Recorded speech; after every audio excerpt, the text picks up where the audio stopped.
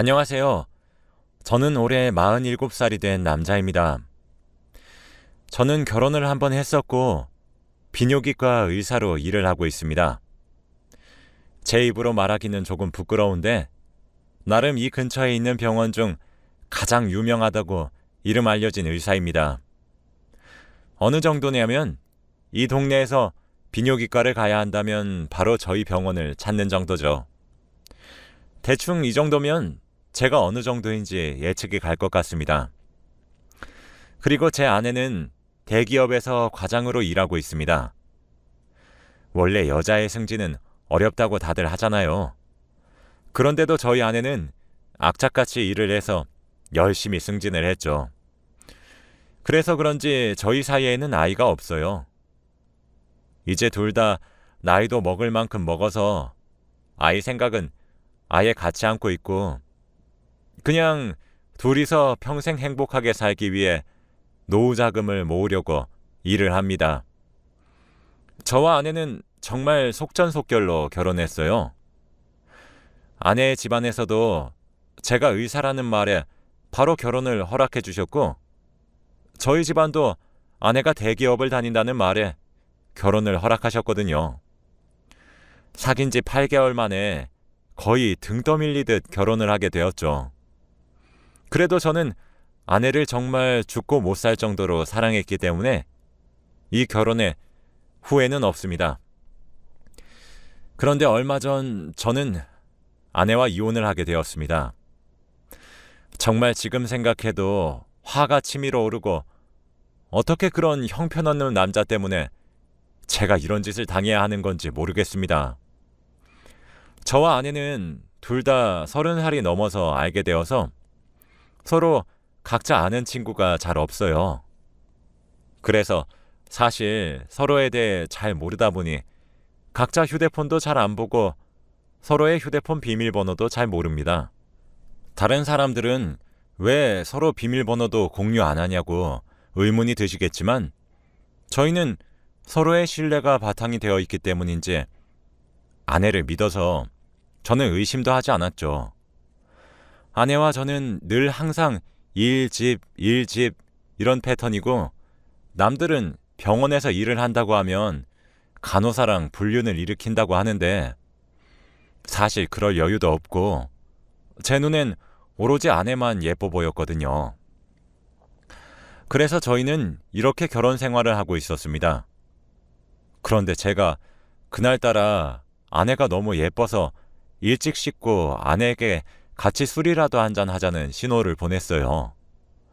원래라면 잘 받아주는 아내가 그날따라 자기는 피곤하다며 먼저 자겠다고 하는 겁니다. 원래라면 좋아할 여자가 갑자기 제 제안을 피하는 모습이 조금 속상했지만, 그래도 일이 바쁜 아내를 배려해서 저도 자려고 했어요. 그런데 바로 그때 아내의 휴대폰에서 알림 소리가 들렸고, 저는 휴대폰을 열어보니 역시 비밀번호가 걸려있어 내용을 보지 못했습니다.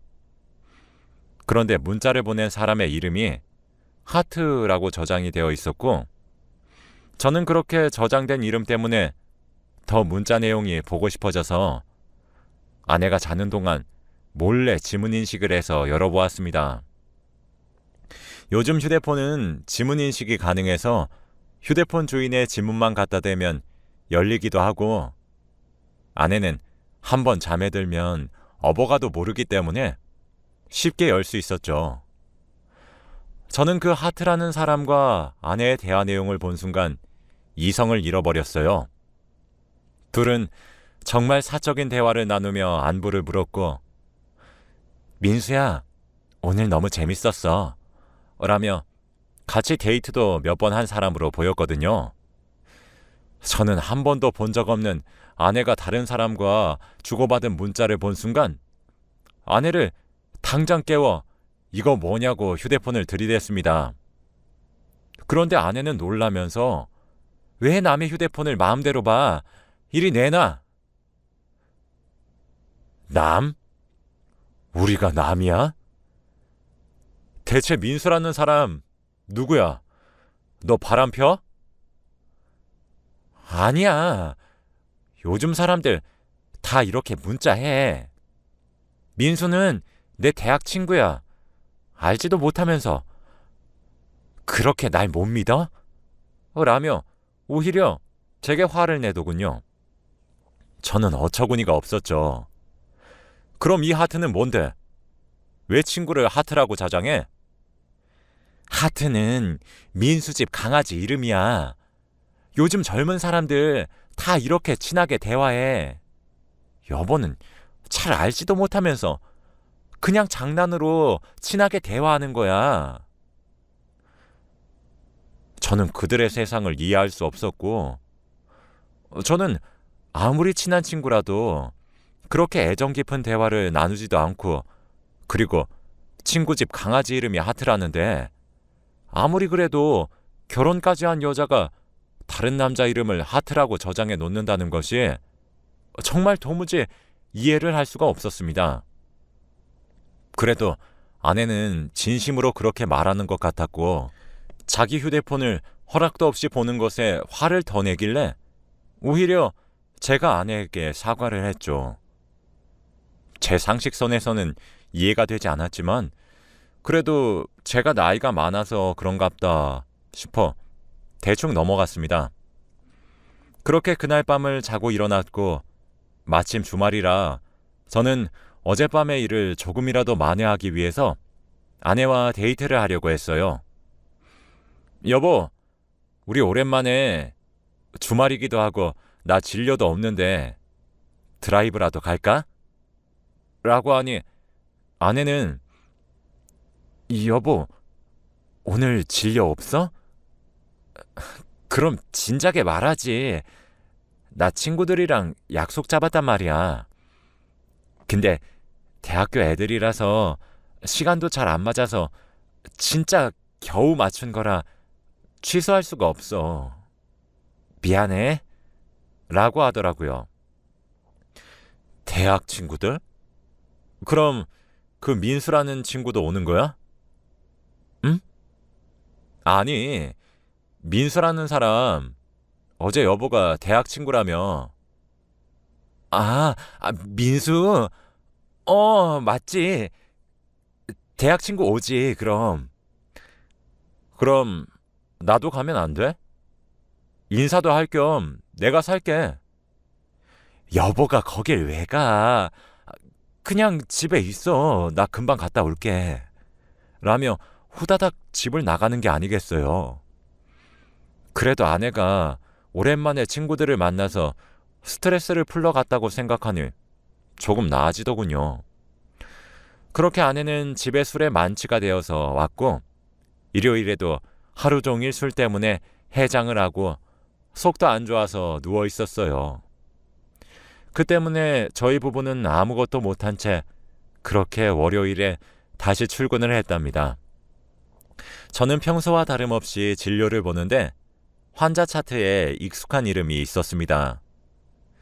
이름은 바로 김민수였고 나이는 27살이었습니다. 그런데 제가 알고 있는 민수라는 사람은 저희 아내와 대학 친구이기 때문에 적어도 저희 아내 또래여야 하는데 27살이기도 해서 의문이 들었지만 김민수라는 이름은 너무 흔하고 많을 테니 아닐 거라고 생각했죠. 그런데 그 김민수 환자는 저희 병원에 찾아와서 진료를 받는 이유가 아이를 가지지 않게끔 하는 수술을 하겠다고 찾아온 것이었어요. 나이가 27살밖에 되지 않았고 아이도 없는 사람이 왜 이런 수술을 하는지 궁금했죠. 민수 씨, 아직 나이도 어린데 왜 이런 수술을 하려고 하세요?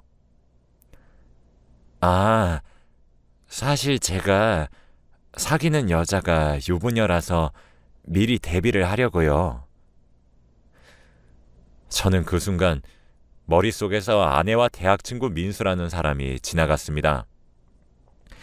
애써 지워보려고 했지만 촉이라는 게 정말 무서웠고 의심을 하지 않으려 해도 계속 생각이 들었죠. 유부녀랑 만나시나 봐요? 네, 저보다 나이도 좀 많은데 그래도 정말 좋은 여자라. 그리고 그 여자도 곧 남편이랑 헤어지겠다고 했거든요. 아이도 없어서 쉽게 이혼할 수 있다면서. 아, 그렇군요. 그럼 그 사람 남편도 알아요? 아니요. 그렇게 티를 내도 바보같이 전혀 몰라요. 그렇게 대화는 끝이 났고 예약을 잡고 김민수 환자는 수술을 하기로 결정했습니다. 김민수 환자가 말하는 사람은 저희 아내와 정말 비슷했기 때문에 저는 할 말을 잃었죠. 그렇게 진료를 끝내고 의자에 앉아서 곰곰이 생각을 해도 도저히 머릿속에서 지워지지 않았죠. 저는 당장 아내에게 전화를 해서 물어보기로 했어요. 여보, 그 민수라는 친구 있잖아. 여보 친구. 아, 진짜. 계속 민수 얘기는 왜 하는 거야? 아무 사이 아니라고 했잖아. 딱 이거 한 가지만 물어볼게. 혹시 그 사람 이름이 김민수야? 아내는 한동안 아무 말도 없더니 김민수? 아닌데 걔 박민수야 라고 하였죠. 여보, 이거 솔직히 말해줘. 확실하지? 확실해. 나 바빠서 이만 끊을게. 저는 못 믿어왔지만 그래도 아내의 말을 믿기로 했고 아직 확실한 증거가 나오지 않은 상태에서 이런 말을 함부로 아내에게 했다가 진실이 아니면 저만 된통 당하기 때문에 조용히 입을 다물고 있기로 했습니다.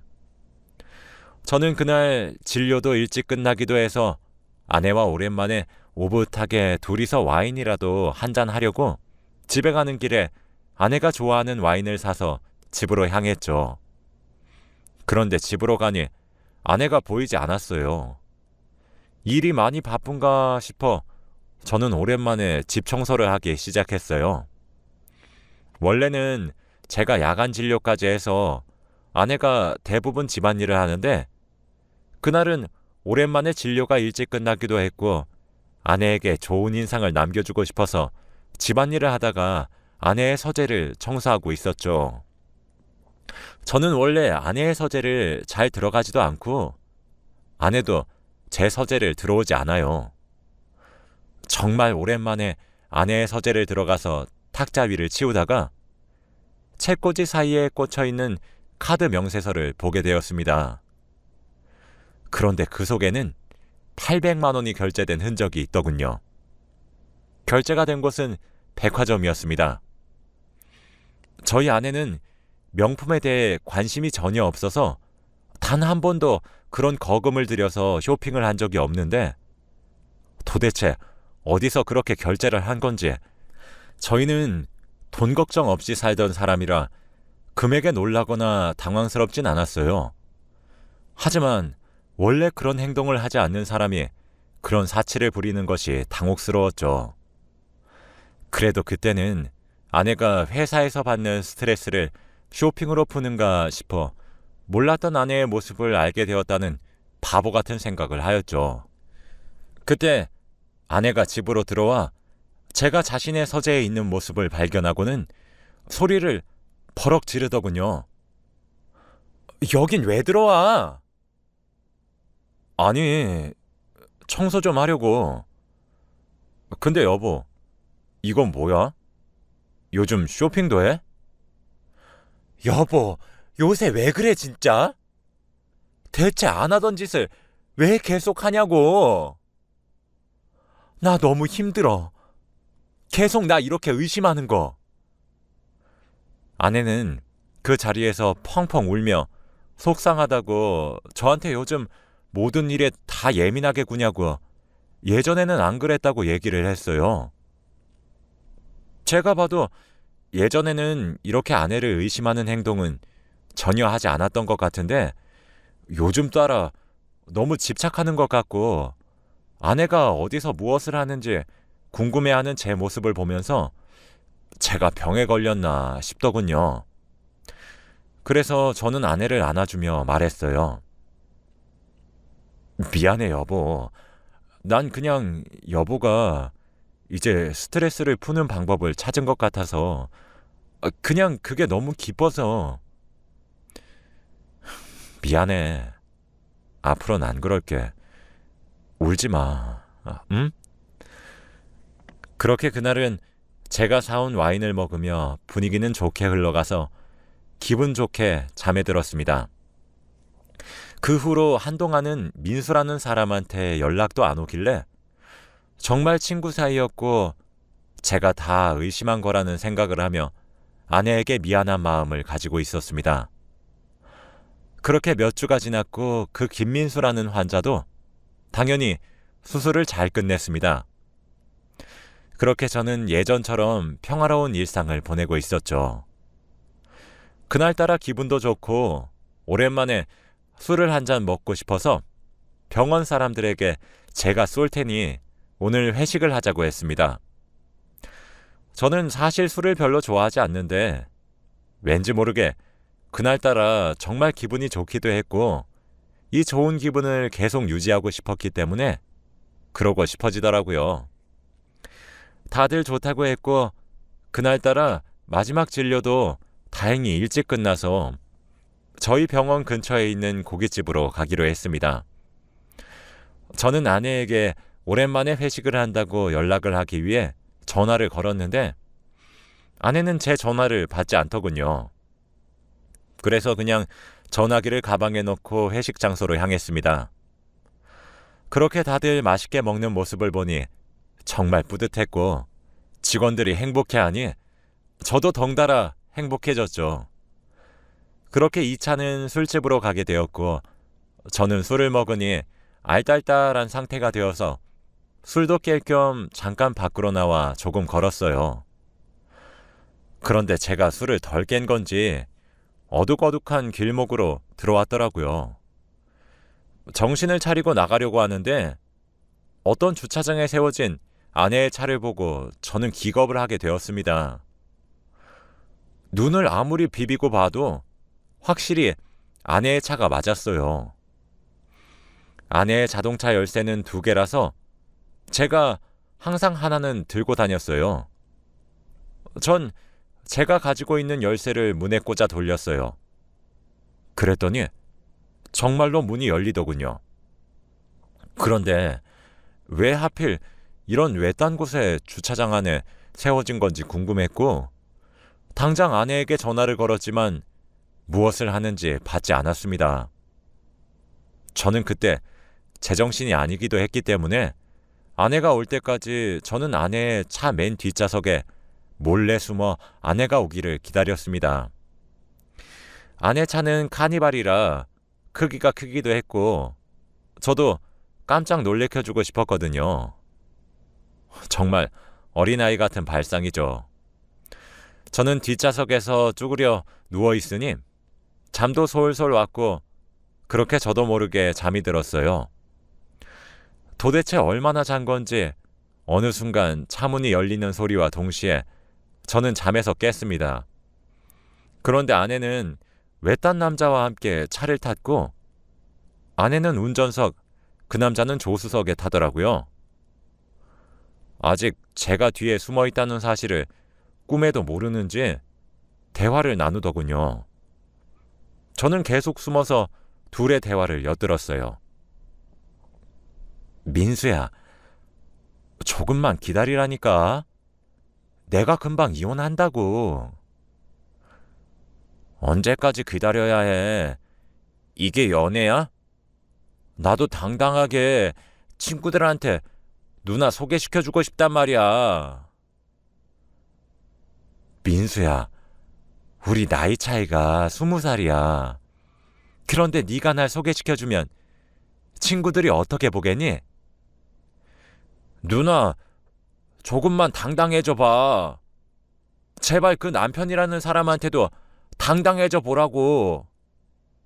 나 사실 누나 남편이 근무하는 병원에서 수술 받았어. 뭐?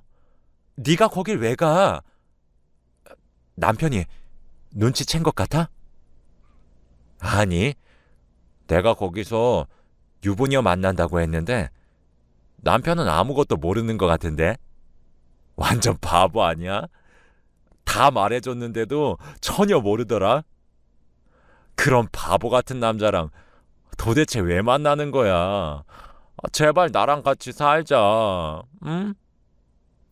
너 미쳤어? 왜 그런 짓을 해? 내가 알아서 한다니까. 라며 둘은 큰 소리로 싸웠고, 저는 제가 진료했던 김민수라는 환자가 알고 보니 아내의 불륜남이라는 것도 그렇게 알게 되었어요. 저는 술이 다 깨는 듯 했어요. 그리고 뒤에 숨어있던 몸을 일으켜 말하기 시작했죠. 야, 너네 지금 뭐라고 했냐? 그런 제 모습을 보고 아내는 귀신이라도 본 듯 비명을 질렀고, 그 남자도 너무 놀랐는지 입을 틀어막고 아무 말도 못했죠. 아내는 손을 싹싹 빌며 저에게 사과하기 시작했어요. 여보, 미안해. 내가 잘못했어. 진짜 미안해. 다신 안 그럴게. 응? 누나가 왜 사과해? 제발 이런 남자한테서 빠져나오라고. 사과하는 아내 옆에 있는 민수라는 상간남은 오히려 당당한 모습이었고 저를 째려보며 아저씨, 그냥 이혼하세요. 누나, 저랑 같이 살 거니까. 그리고 저희 아기도 가질 거예요. 아저씨는 늙어서 아기 못 가지잖아요. 라며 저를 기만했죠. 아내는 그런 남자를 말리더군요. 야, 김민수, 너 그 입 다물지 못해?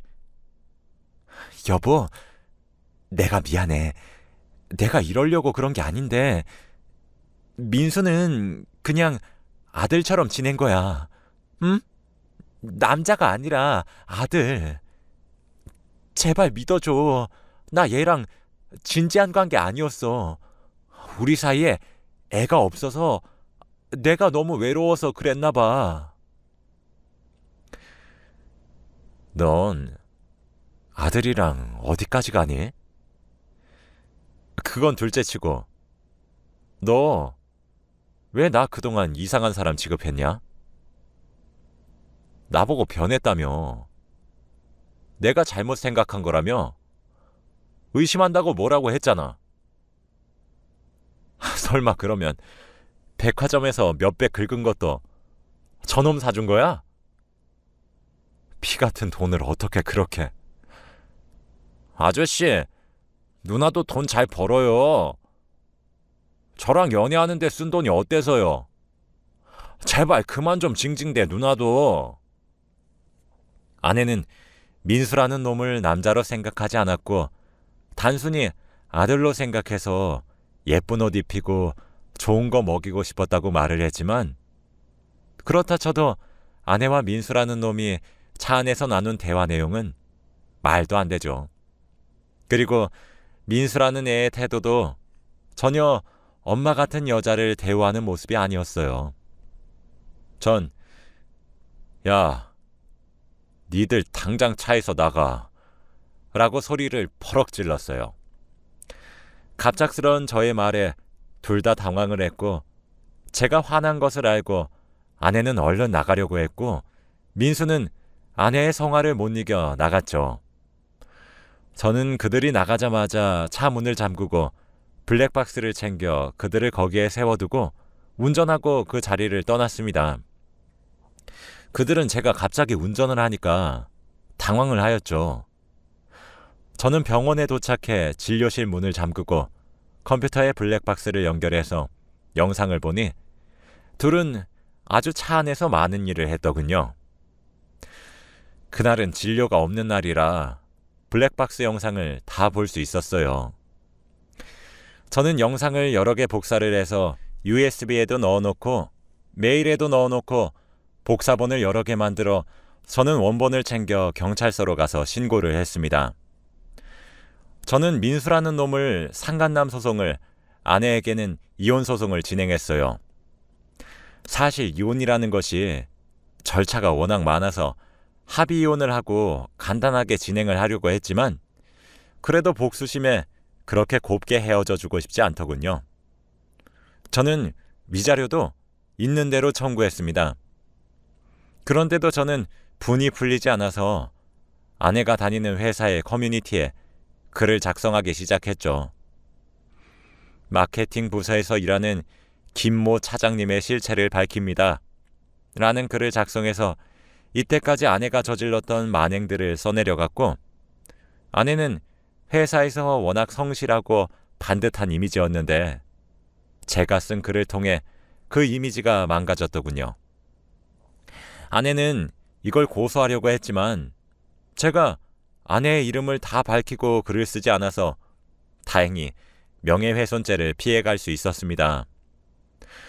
저는 평소 같으면 절대 하지 않았을 장난, 차 뒤에 숨어 놀래켜준 그 일을 술의 힘을 빌려 할 수 있었고, 유치하지만 그런 짓을 하지 않았더라면 저는 아마 아직까지 아내에게 속고 살았을 거예요. 제 이야기는 여기까지입니다. 들어주셔서 감사합니다.